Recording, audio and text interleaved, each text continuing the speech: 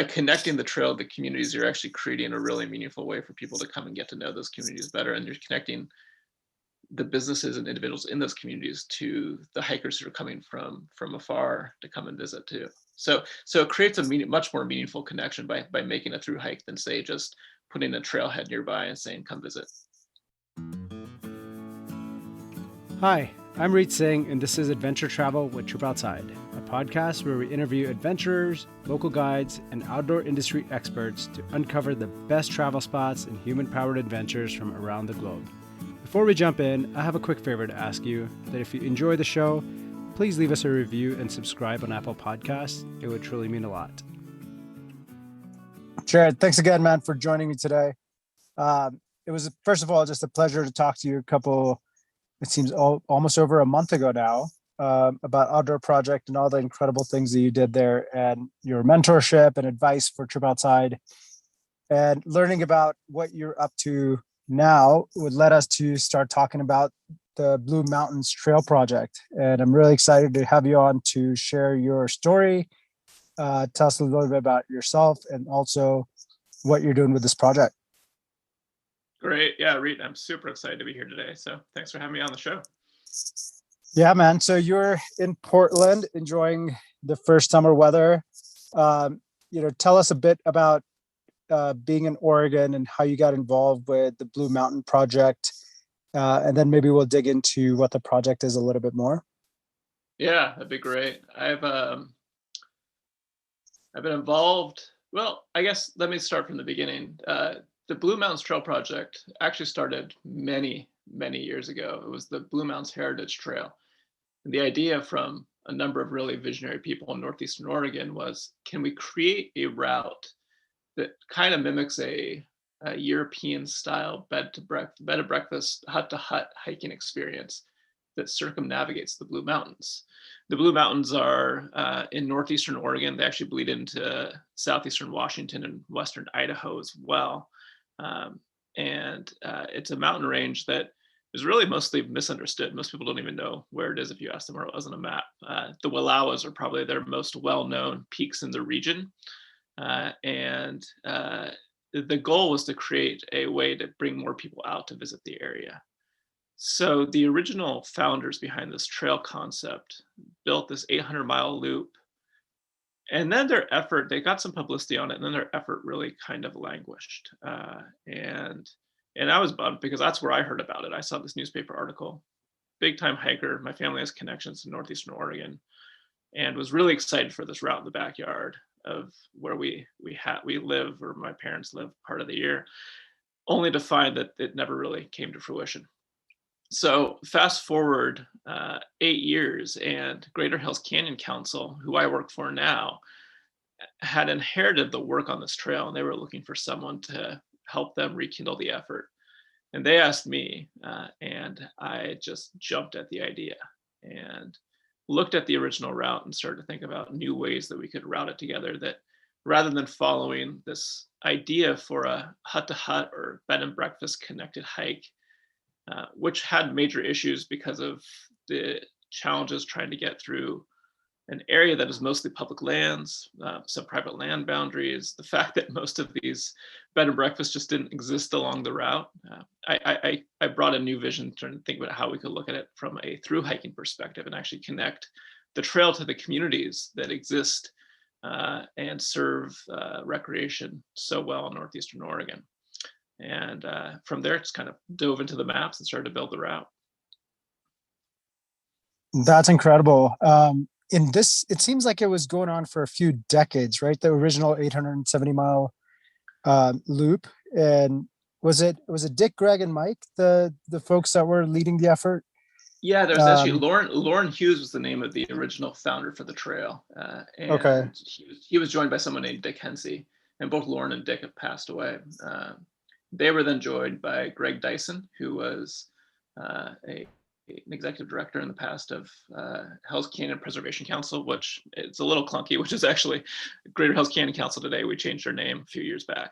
And then Mike Higgins, who also helped out with the effort and who's been helping me with it still. Mike is still deeply involved in the effort on the route. So they started the effort back in the 1970s. So it goes way back. 70s, wow, that's incredible. And that involved just like, mapping it out, taking those trails themselves, bushwhacking, putting down markers and just trying to figure out how it can literally be done. Yeah, I think one person actually did that original 800-mile loop. Wow. But it also missed what to me are the iconic wilderness areas of northeastern Oregon. You didn't end up going through the Wallowas. There's this trail that goes along a mountain range called the Elkhorn Crest that is just really it's a trail gem of North America in my view, just because you see so few people. You're up at this high mountain environment. It's 25 miles, and we really wanted to look at opportunities to not just traverse northeastern Oregon in the circuit, but actually look at how we traverse some of the most impressive landscapes of northeastern Oregon at the Blue Mountains. Yeah, and most of those are in wilderness areas. so it's very much a wilderness trail. Yeah, I was reading the stats, and it was so I feel like this area in general is so underrated. 7 wilderness areas, ancestral lands through 3 Oregon state parks. I had no idea there was so much, wilderness protected in Northeast Oregon. I've driven through it, and you definitely see these mountains at a distance. I think we drove from Twin Falls to Portland, and maybe drove through a part of this area in the distance, and I could just see, it's not really talked about a lot, or it's not very busy. It's fairly remote, which is incredible. I think it's going to provide really great hiking opportunities for the next few years once, and we'll get into once it's ready.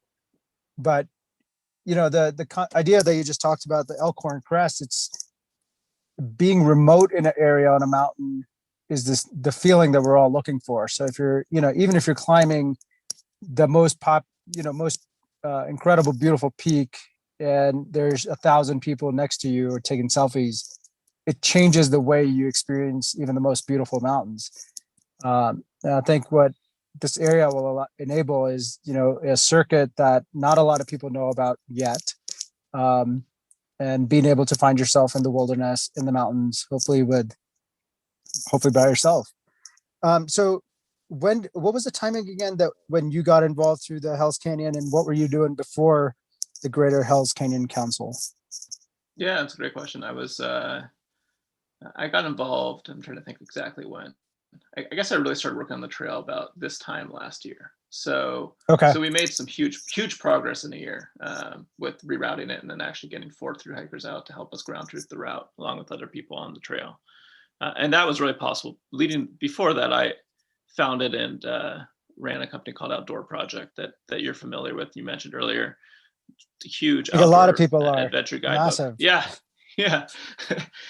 We were actually able to sell the company this past year to a new owner, and that ended I think it was a 7-year journey from start to when we were acquired.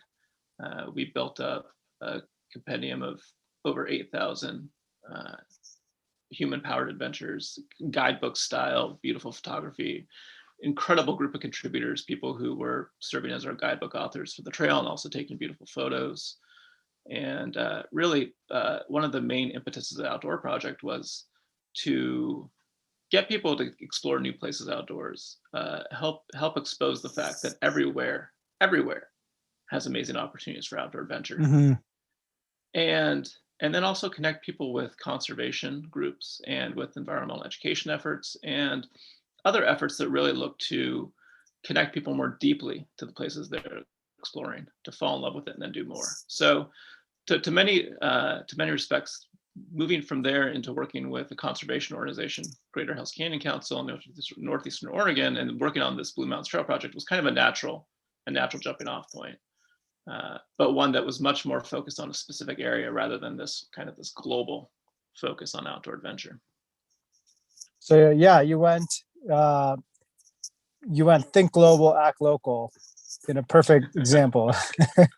You built a massive global organization and a company that brings millions of people on the site, and now you're moving on to something so close to your heart, it seems like, and such a great project. And what inspired me to have you on today is your comment about how these communities get impacted by this project. So tell me about the vision and what you're seeing out there in Eastern Oregon with these smaller towns, and the impact that it's having with this vision in place in those communities.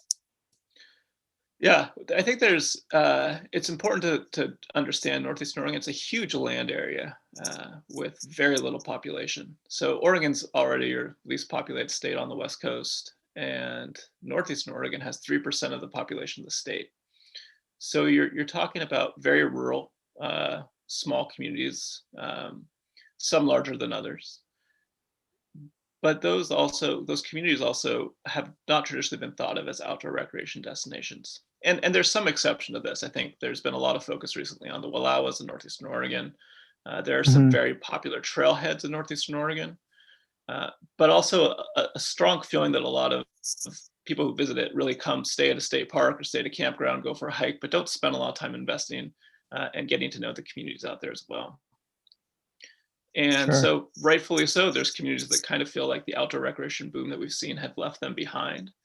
And that's manifest in the trails too. There's a lot of trails that, especially because of the focus on wilderness and the difficulty of maintaining trails in the wilderness and the challenges that the Forest Service has had with trail maintenance because of the way their funding's been diverted for firefighting, are actually seeing these amazing trail assets disappear and get overgrown. And then these communities are also feeling like there's even fewer people coming out to hike their trails. And so Mhm. one of the major reasons we're doing the Blue Mountains Trail is to create a trail backbone, a really well-maintained trail backbone that connects the entire region, and then can also serve as a jumping off point to maintain some of the other side trails and adjacent trails to create loops, day hiking routes, overnight backpacking routes. And then there's something else when people through hike a trail, and the trail goes right through the communities along the trail. Uh, they stop, they come in, they take a shower, they buy goods, they do laundry, they pick up resupplies, they spend a few days just having their 0 days and relaxing. So Yeah. by connecting the trail to the communities, you're actually creating a really meaningful way for people to come and get to know those communities better, and you're connecting the businesses and individuals in those communities to the hikers who are coming from afar to come and visit too. So it creates a much more meaningful connection by making a through hike than say just putting a trailhead nearby and saying come visit. Yeah, absolutely. When you can, when the wilderness can fund your town, your community, and the coffee shop, the B&B, the restaurants, that is tangible. A change that the communities can get behind. That's really incredible. I actually love the idea of a European style circuit. I see this, and I haven't hiked in Europe ever, but I saw this in India where you can hike in the Himalayas and you can go, hike all day long. You're not packing your massive packs. You're not packing food necessarily because at the end of the day, you end up in a homestay and you stay for Mhm. like $5 or $10 a night. Obviously, the price is going to be different, but it really reduces the stress of one, you can move faster, you can cover more ground, you can do it in less time, all that stuff. But a lot of people want to hike, but they're not comfortable with backpacking necessarily or staying in the wilderness. So I think what this also enables, the circuit style, um, is allowing more people to experience the wilderness and being able to spend more time in the wilderness, really unplugging without having to worry about learning to get into backpacking. So I think Yeah, you'll, we'll see if we can ever piece something like that together. Probably not for the whole route, especially when you have the portions of the trail that go through the Eagle Cap, which is Oregon's largest wilderness, and then down into Hell's Canyon. But there's some awesome lodges and many different places you can do along the way. Airbnb style rentals along the way, and yeah, just great ways that people could section hike it or break it up into day hikes or smaller trips. But yeah, that's how I Okay. got started. Long distance hiking was the exact same way in England, doing the coast to coast trail, which was 192 miles across England, but each night you stay in a bed and breakfast, and being able to carry a day pack, you could cover more miles, and just it was a fun way to get to know northern England a different way too. So I think there's definitely some really good opportunities to continue to explore there. Probably probably on the longer time horizon. Sure. Okay. What is you probably saw this so much at Outdoor Project. How do you feel that tech and online content and, what we're doing with Trip Outside, what you did with Outdoor Project, how can these organizations help protect the environment and conservation instead of I see some backlash around, top 10 lists and how everyone's going to those top 10 areas because, 500 different bloggers are talking about the same trails because they all go do the same one. And then the Forest Service, other places are seeing the impact of those overcrowded trailheads, the trash, the destruction of those trails. What is your point of view on, and what you've learned maybe over the 7 years with Outdoor Project, of where we can go in the future to make, how can tech enable a better experience in the wilderness, and how can we be part of conservation and responsible recreation going forward? And I'm just looking for advice so we can build a better platform. Yeah, and I think what's one that it really starts with a conversation, and a conversation with everyone who's impacted. I don't think there's anything inherently bad with top 10 lists. I think it really helps people who are new to an area get a sense on how they want to explore it. I think the challenges often arise when someone's published those lists without really engaging with a public lands agency that manages the area, with a Friends of group, with a conservation organization, to understand how, or any local groups that really are looking at how that area is used, to get a sense on how those impacts from increased visitation are going to play out. And so that's where the conversation has to start. If we are to focus on covering this area in a top 10 list, what should we be sharing with our audience to make sure they're showing up in the right way? And that can be connections to local businesses. That can be opportunities to connect to volunteerism, or to get connected with Friends of groups or conservation groups or maintenance groups that they can help support financially as well as part of their trip. That could be just not covering a place because it's already being too impacted by recreation.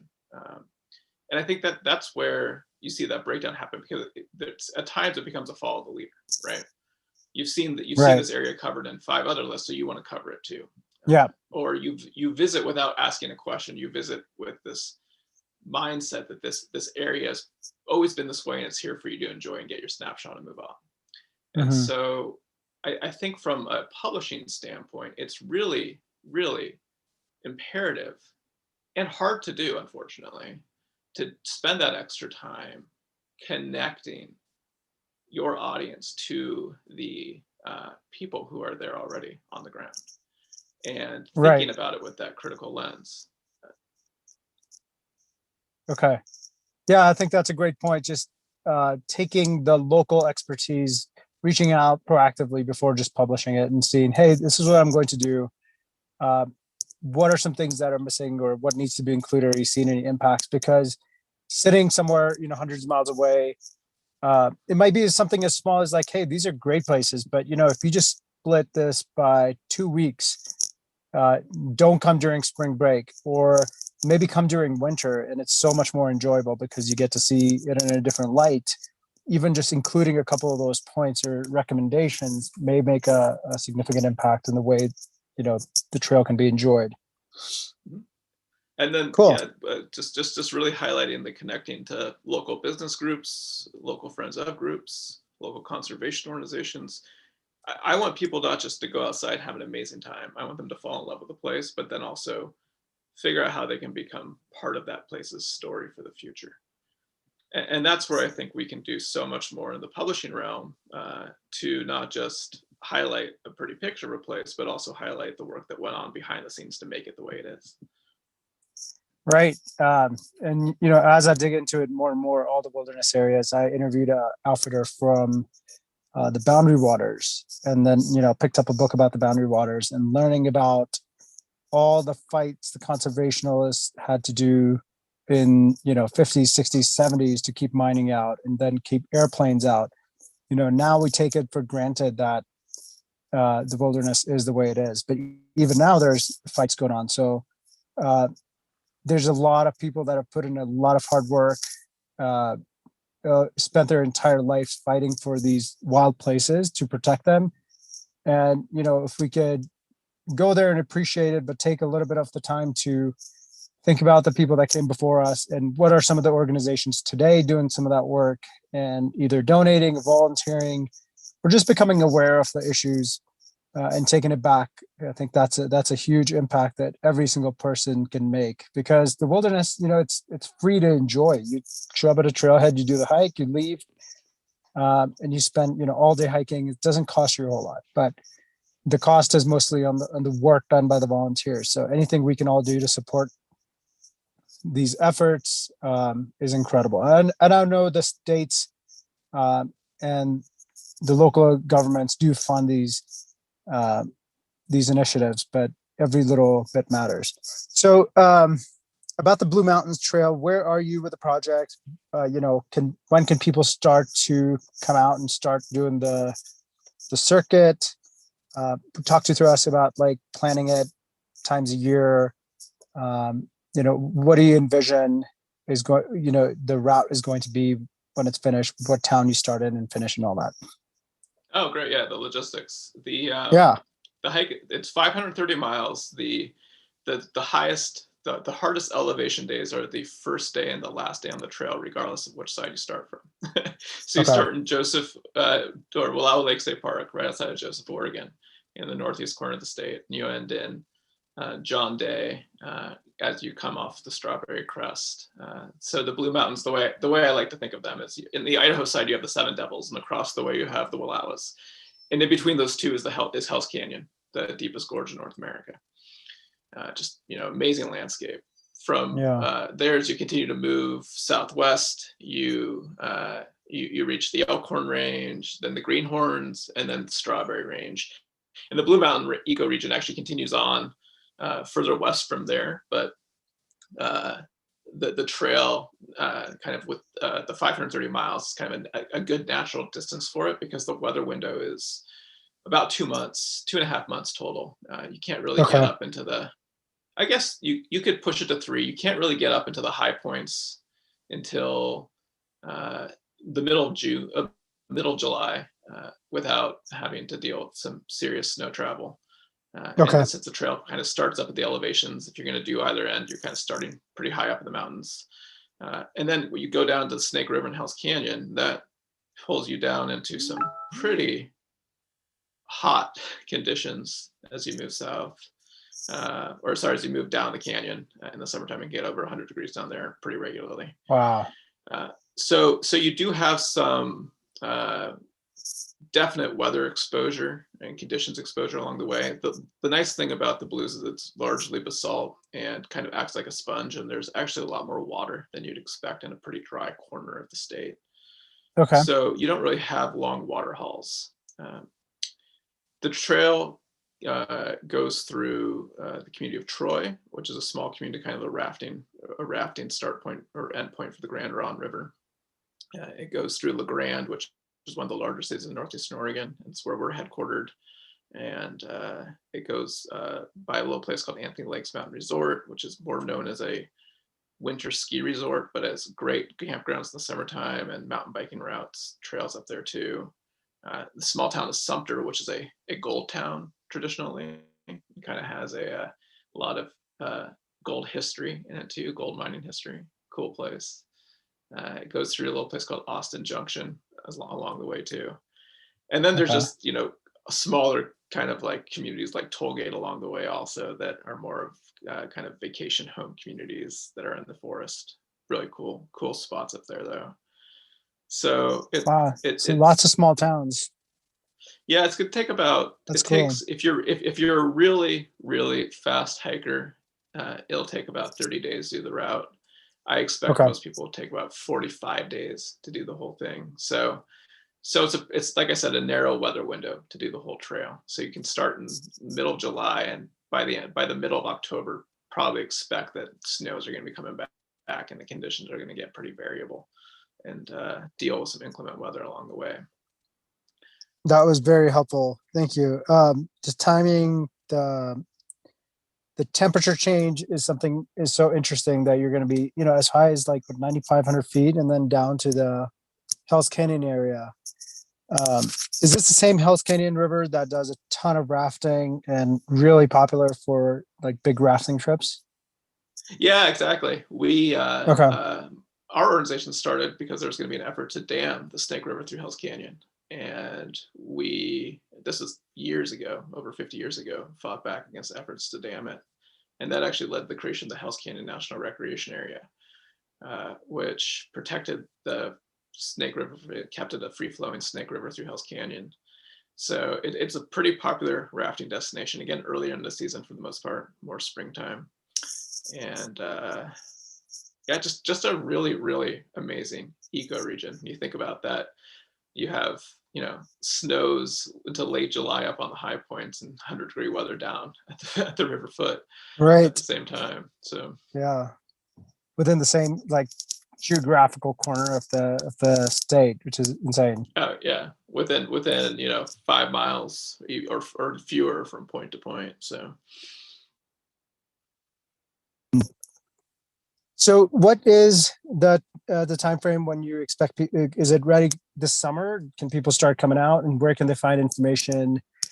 When can they start, and where can they point us to where they can start getting the information? Section hiking is ready now. Okay. Last year we put a route in the map and ground truthed it and revised it, and then this year is really about taking that route, the 530 miles. We have some alternates for some of the trickier areas, but really making sure they're well marked, doing trail clearing, simplifying some of the bushwhacks, making sure that you can actually find your way through. They're not really like challenging bushwhacks as much as you definitely will need to rely on your GPS for parts still. So getting some marking at least along the way will help things out. We are going to be pulling a number of people volunteering out in the area to hike with loppers, hike with hand saws, and just do like kind of adopt like a quarter mile or half mile section of the trail along the way that they can spend a day clearing. And we'll be out there doing it ourselves, working with some really great trail maintenance organizations. The Blues Crew from Blue Mountain Land Trust has a great group of people who come out and do a lot of trail maintenance activities, and they're focusing on a section trail this summer in the Umatilla River. And there's another one called the Wallowa Mountain Hell's Canyon Trail Association that mostly focuses on the Eagle Cap and Hell's Canyon National Recreation Area. So doing some maintenance work with them. If people want to hike the trail, if people want to hike and volunteer with trail maintenance, they can reach out to me. They should come to our website, hellscanyon.org, and then search for just /blue/mountains/trail, and they can get maps. We're building maps and town guides right now with the hope to get those online by the end of May, so that we can really help orient hikers to some of the sections that are trail ready now, and to connect them with volunteer opportunities and connect them with businesses in these towns, and make it more of make options less short hike and look at creating some longer hiking options. And then if there are people who are experienced through hikers, the trail is ready for experienced through hikers to do the whole thing. They are going to deal with some more challenging conditions, but it's not your first through hike by any means. If you've never done a through hike before, I do not recommend you start with the Blue Mountains Trail. That will change in a few years, hopefully, as we continue to do a lot of work on the trail. But for now, there are definitely some sections that will make it a challenging first through hike. That's a really great point. Thank you for adding that. Oh, great. Yeah, no, sorry, didn't mean to cut you off. Sorry, please continue. Go ahead. You were going to say something. Yeah, there's one challenging resupply at this point. We have about 150 miles where we don't have a set resupply. So anyone who is going to through hike the trail this summer, they'll need to coordinate with us too to make sure they're able to resupply during that section and not have to haul 10 days worth of food. Okay. Wow. Yeah, that's quite a trek. So I'm really glad you made the point about experienced through hikers only at this point, because, as I set it up is, there's towns along the way. It's European style. You're going to have lots of options for food along the way, B&Bs. That is the long-term dream, is enough infrastructure to support the through hikers, but you're still going to have massive sections that are going to be, very through hike, backpacking reliant. Uh, for those that are listening that are, that haven't done a, backpacking trip or through hiking, how do you recommend people get started with backpacking or through hiking? Like, what's the entry way for someone that's just a hiker, a day hiker, and they want to get into, more backpacking, more overnight? What does that journey look like? There are some great, it depends on your comfort level. I think there's plenty of YouTube channels and podcasts and online resources now to think about doing your first overnight backpack trip. But if you've never done one before, keep it short. Go out for 3 miles and come back.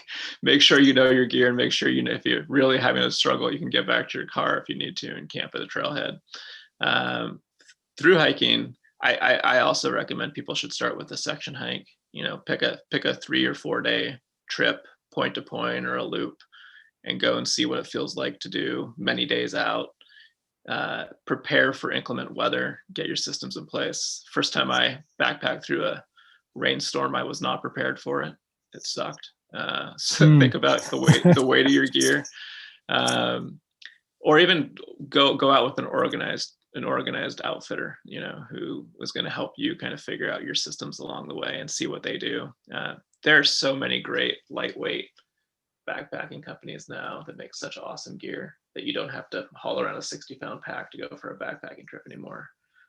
Local outdoor stores that focus on backpacking are a great place to go to. I know a lot of them in Portland will put on like how to get started with backpacking presentations, and then you can connect with their store crew afterward and get outfitted. And then, or find a friend who's going to help you out, take you out for a trip if you've never been out before. I know I love taking people backpacking who've never been backpacking before, because it's just great to expose people to a new way of life. And I think there's a lot of people who feel that way too. And then if you are doing your first through hike, really, really research the route and think about what you're prepared for. Understand the conditions, understand the time. Maybe start with, again, a section of the trail. Pick like a vision, like, hey, I want to do the Pacific Crest Trail, but I'm not going to do it all in one go. I'm going to do it a month at a time, and make sure you're then ready to put that much time on the trail. I know personally I'm more of a section hiker. I like to spend 5 to 7 days out backpacking, and then I'm ready to take a break. I'm ready to go back home, clean up, and prepare for the next year. So it doesn't have to be. Not everyone is a through hiker. You don't have to be a through hiker to enjoy these amazing through hikes. You can always split it up into sections as well. Thank you for sharing those. Those are great tips, and I think sometimes we let the big goal get in the way of just small incremental wins that are still enjoyable. So hopefully, we can get started. Start small, get into it. And what's the next trip that you're doing that you're looking forward to? I'm going to be out through hiking. I'm going to be out all summer on the trail. So from about the beginning of June to the end of August, I'll be out for kind of out and back in Portland for a few days, but mostly out working on different sections of the trail. So there's parts of the trail that I've never done before. I've done a lot of the different trails in the area that really helped me piece the route together, but there's still parts of the route that I've never been on. So coming and visiting those, I'm going to go down and through our route through Joseph Canyon, which is a really special place. It's the ancestral lands of the Nez Perce, the Niimipu. It's the birthplace of Chief Joseph. There isn't much of a trail going down through the canyon, so helping set up a marked route to get down and back, but also just visiting that place is going to be really special. So I'm really looking forward to that. Amazing, man. You're going to have an amazing summer ahead of us. Thanks for literally cleaning up the trail and getting it ready for everybody else and the project that you're working on. This is such an amazing thing that you're doing after years of getting people into the outdoors through content. Now you're literally helping build the infrastructure hands-on, and I really admire you for what you're doing out there. We'll make sure that we include all the links for hellscanyon.org and finding information on the Blue Mountain Trail in Northeast Oregon. And if there's additional information that you want to add, we can always add those links in. If there's anything else that we haven't covered, is there anything that you want to try to leave people with, where to find you, or close us out? Yeah, it'd be great. Please do join our newsletter as we publish more materials for the trail, new maps, as we publish the town guides. Those on the newsletter will be the first to hear about it. You don't have to go searching to our website. So you can actually join the newsletter on our webpage. Please feel free to email me with questions, Jared at jared@hellscanyon.org. Please do come and volunteer. Let me know if you'd like to hike with a handsaw. We'll get you outfitted and help you figure out areas that you can hike to help support the effort. And we actually have a fundraiser coming up on May 8th that's going to be largely focused on the trail. It's our annual Hellraiser. So please do join that. There's going to be some awesome auction prizes that are trail related, including a auctioned off hike with Renee Patrick, who was the first solo through hiker of the trail. She'll take you on an overnight backpacking trip or a day hike. I do also want to thank a bunch of people who were super helpful this past year in moving this trail effort forward. I mean, we covered what I think we covered about 5 years of effort in 1 year because we had such amazing people supporting us in our work. First, Mike Higgins, who was super involved from the beginning, Renee Patrick, Oregon Natural Desert Association's Oregon Desert Trail coordinator, who really helped us with a lot of materials and gear. And then, like I said, went out and through hiked the trail herself. And 3 other through hikers went out as a crew.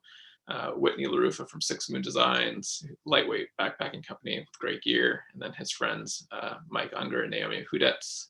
We call them the Intrepid Trio. They were super helpful because they did not go on the ideal Blue Mountains Trail route. We learned a lot from their through hike in terms of how to revise it. And just the support of Greater Hells Canyon Council in terms of seeing this effort through and investing in it and making it a reality. And Travel Oregon's been very, very supportive as well with getting our trail maintenance efforts underway. So it's really been a huge community effort. It's been a ton of fun, and please come out and visit and join us on the trail. Awesome, man. Thank you. We'll make sure we add links to all those organizations that you had a call out for. Thank you for doing the work that you're doing, and we can't wait to come out and see you and take a hike with you, hopefully. And yeah, come out this summer. Come join me. It'd be great. Man. See you and Julie. It'd be fun. Yeah, that would be super fun. And thanks again for being a mentor to Trip Outside. I'm going to continue to bug you and reach out to you and all of your help and being a thought leader and a person in the outdoor industry that is helping bring people outdoors responsibly, whether it's through content or building trails. Thanks again, Jared. Thanks, Reed. Hey there, adventure seekers. Thank you for listening to another episode of Adventure Travel with Trip Outside. If you enjoyed the conversation, please share it with your friends, leave us a review on Apple Podcasts, and subscribe to stay up to date on where we travel to next. If you felt inspired to travel, go to tripoutside.com. It's the fastest way to book outdoor adventures all in one place.